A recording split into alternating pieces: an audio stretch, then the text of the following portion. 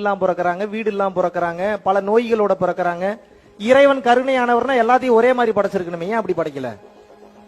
ஒருத்தன் கோடீஸ்வரனா இருக்கான், ஒருத்தன் ஏழையா இருக்கான், ஒருத்தன் இப்படி இருக்கான், ஒருத்தன் அப்படி இருக்கான், ஒருத்தன் கிரிமினலா இருக்கான், ஒருத்தன் நல்லவனா இருக்கான், ஒருத்தன் ஹீரோவா இருக்கான், ஒருத்தன் ஹீரோ மாதிரி இருக்கான். ஏன் இந்த மாற்றங்கள்? போன ஜென்மத்துல நீங்க என்ன செஞ்சீங்களோ அதை பொறுத்து உங்களுக்கு இந்த பிறவி கொடுக்கப்பட்டிருக்கிறது. இந்த பிறவியிலும்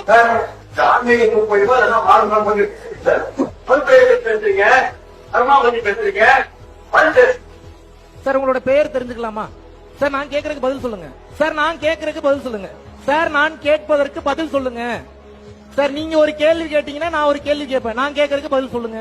உங்களுடைய பெயர் என்ன சார்? உங்களுடைய பெயர் என்ன sir? If you are asking me a question, I will ask a question. You should answer me. Sir உங்களுக்கு பதில் வேணும்னா நான் கேட்கிற கேள்விக்கு பதில் சொல்லுங்க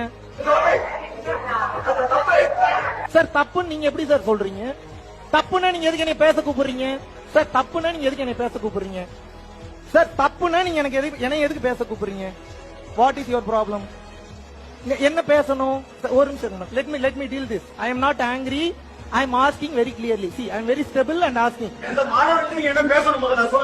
என்ன பேசணும் நீங்க சொல்லுங்க. மறுபிறவியை பத்தி வேற யார் சொல்லி கொடுப்பா? மறுபிறவியை பத்தி வேற யார் சொல்லி கொடுப்பா? ஆன்மீகம்னா என்ன? ஆன்மீகம்னா என்ன? ஒரு நிமிஷம் மேடம். ஆன்மீகம் என்றால் என்ன? அரசு பள்ளியில ஆன்மீகம் பேசக்கூடாதுன்னு யார் சொன்னது? ஏதாவது இருக்கா? லா இருக்கா? எந்த லால இருக்கு? அரசு பள்ளியில் ஆன்மீகம் பேசக்கூடாது எந்த லா இருக்கு? அரசு பள்ளியில் ஆன்மீகம் பேசக்கூடாது எந்த லா இருக்கு? இந்தியன் கான்ஸ்டிடியூஷன் லா சொல்லுதா?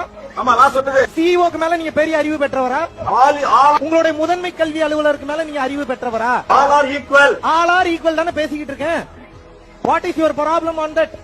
If you have a problem, you should discuss with me very clearly in a manner way. There is a manner how to ask.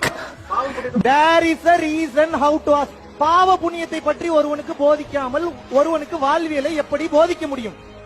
பாவ புண்ணியத்தை தெரிஞ்சுக்கணும்னா ஏகப்பட்ட பாவத்தை பண்ணுவான். எப்படி கத்துமா வாழ்க்கையை பத்தி? நீங்க சொல்லி கொடுத்தீங்களா பாவ புண்ணியத்தை பத்தி?